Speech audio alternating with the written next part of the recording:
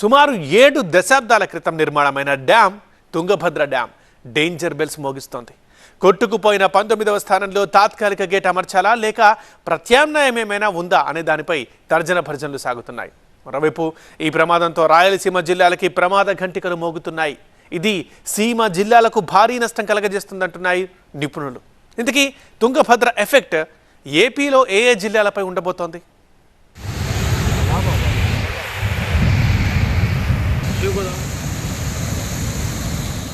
69 ఏళ్ల చరిత్రలో తొలిసారి ప్రమాదం. కొట్టుకుపోయిన తుంగభద్ర 19వ గేటు. డ్యామ్ భద్రతను తుంగలో తొక్కేశారా?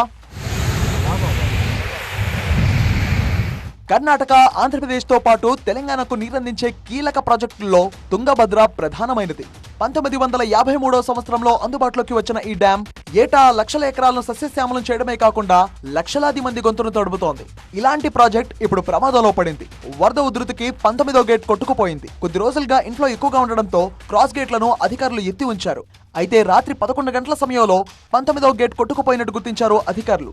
గేట్ చైన్ లింక్ తెగిపోవడంతోనే ఈ ప్రమాదం జరిగినట్టు ప్రాథమికంగా అంచనా వేశారు. డ్యామ్ ను ఇప్పటికే ఇరిగేషన్ అధికారులు పరిశీలించారు. అసలు గేట్ ఎలా కొట్టుకుపోయింది అనే కారణాలను పరిశీలిస్తున్నారు. మిగతా గేట్లకు డ్యామ్ కు ఎలాంటి సమస్య లేదని ప్రాథమికంగా నిర్ధారించారు. కానీ 19వ గేట్ మరమ్మతు చేయాలంటే డ్యామ్ లో నీటి మట్టం 20 అడుగులకు తగ్గితేనే సాధ్యమవుతోంది. అంటే డ్యామ్ లో నీళ్లన్నీ కిందకు పంపించేయాల్సిందే. డ్యామ్ పూర్తి సామర్థ్యం 105 టీఎంసీలైతే అందులో 60 నుంచి 65 టీఎంసీల నీటిని ఖాళీ చేయక తప్పని పరిస్థితి. అందుకే ఎగువ నుంచి వస్తున్న వరదతో పాటు ప్రాజెక్ట్ ఖాళీ చేసే క్రమంలో 32 గేట్లు ఎత్తి నీటిని దిగువకు వదులుతున్నారు అధికారులు. 50 నిమిషాలకు రాత్రి ఆ గేటు వాసౌట్ అయింది.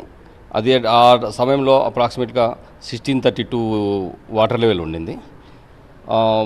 అది దాన్ని చెక్ చేయడానికి ఎట్లా ప్రాబ్లం వల్ల కొట్టుకుపోయిన దానికి మా ఎన్డీఏసీ వాళ్ళు వచ్చి చెబుతారు. తుంగభద్ర డ్యాం కొట్టుకుపోవడంతో ఆయకట్ట రైతుల్లో ఆందోళన మొదలైంది. ఎందుకంటే HLC, LLC, KC canal, RDS కాలువలకు తుంగభద్ర నుంచే నీళ్లు రావాలి. ఈ కాలువల కింద 4 లక్షల ఎకరాలు సాగవుతోంది. ఇప్పుడు ఈ నీటి విడుదలతో డ్యాం ఖాళీ అయిపోతే తమ పంటలకు నీళ్లు వస్తాయా రావా అనే భయాందోళన ఉంది తుంగభద్రపై ఆధారపడ్డ కర్నూలు, కడప, అనంతపురం, గద్వాల్ రైతాంగం. తుంగభద్ర డ్యాం గేటు కొట్టుకుపోయింది అనేటువంటిది తెల్లవారుజామున తెలిసిన వెంటనే రాష్ట్రంలో ఉన్నటువంటి ఉన్నతాధికారులందరినీ కూడా అప్రమత్తం చేయింది. దాని తర్వాత డ్యాం అధికారులతో మాట్లాడి ఏం జరిగింది అనేటువంటి తెలుసుకుని తెల్లవారుజామున ఎప్పుడో గేటు కొట్టుకుపోవడం, దాని నుంచి పెద్ద ఎత్తున నీరు వృధాగా నదిలేకపోవడం జరుగుతూ ఉంది. అనంతపురం, కర్నూలు జిల్లాలకి గుండెకాయ లాంటిది ఈ తుంగభద్ర డ్యాం. దీన్ని నమ్ముకుని లక్షలాది మంది రైతులు మిరప పంటల్ని వేసినటువంటి పరిస్థితులు ఉన్నాయి. ఇవన్నింటినీ దృష్టిలో పెట్టుకుని సాధ్యమైనంత త్వరలోనే దీన్ని రెస్టోర్ చేయడానికి ప్రభుత్వం అన్ని చర్యలు తీసుకోవాలని చెప్పేసి ముఖ్యమంత్రి గారు ఆదేశించారు. అయితే కొత్త గేట్ ను అమర్చడానికి యుద్ధ ప్రాతిపదికన చర్యలు చేపట్టినట్టు ప్రకటించారు కర్ణాటక డిప్యూటీ సీఎం శివకుమార్. ఇప్పటికే నిపుణులు డ్యామ్ ను పరిశీలించారన్నారు. కర్ణాటక, ఏపీ, తెలంగాణ ప్రజలకు ఎటువంటి నష్టం జరగకుండా తగు జాగ్రత్తలు తీసుకున్నట్టు తెలిపారు. తుంగభద్ర నుంచి ఏపీ, తెలంగాణ వాటా నీటి జలాలను విడుదల చేస్తామన్నారు. అయితే రబీ సీజన్ లో నీళ్లు ఇవ్వలేకపోవచ్చు, కావున రైతులు సహకరించాలంటూ విజ్ఞప్తి చేశారు D K Shivakumar. One thing I would like to inform to all the farmers and the people of Karnataka and Andhra and Telangana. We are doing our best.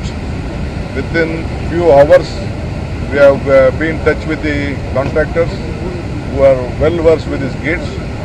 Within 4-5 days, we want to try rectify this. I think in full speed we are trying to work it out. Don't be panic.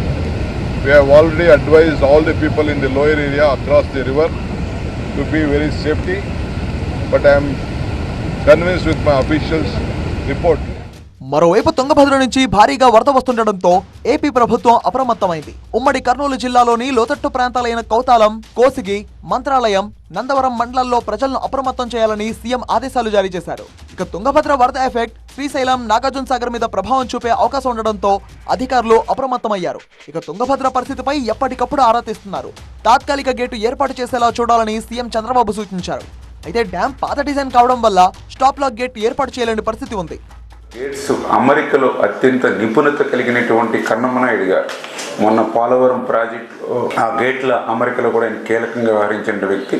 ఆ కన్నం నాయుడు గారి యొక్క సారథ్యంలో ఏదైతే మన రాష్ట్రానికి సంబంధించినటువంటి యొక్క central designing organisation ఏదైతే ఉందో ఆ సిఈ ఎస్సీ ఈఈలు వీరందరూ కూడా ఒక బృందంగా ఏర్పడి వెంటనే ఆ కొట్టుకుపోయినటువంటి గేట్కి పునర్నిర్మాణం చేయాలని చంద్రబాబు నాయుడు గారు ఇచ్చిన ఆదేశాలని ఇమ్మీడియట్లీ అమలు చేసుకుంటూ వస్తూ ఉన్నాం. ఇప్పుడు ఈ విషయంలో ఎలా ముందుకు వెళ్ళాలి అనే దానిపై నిపుణుల బృందం అధ్యయనం చేస్తోంది. Retired mechanical engineer Kannayya Naidu సూచనలతో డ్యాం అధికారులు కీలక నిర్ణయాలు తీసుకోనున్నారు. వీలైనంత త్వరగా గేట్ను సరిచేసే ప్రయత్నాల్లో ఉంది అధికార యాంత్రాంగం.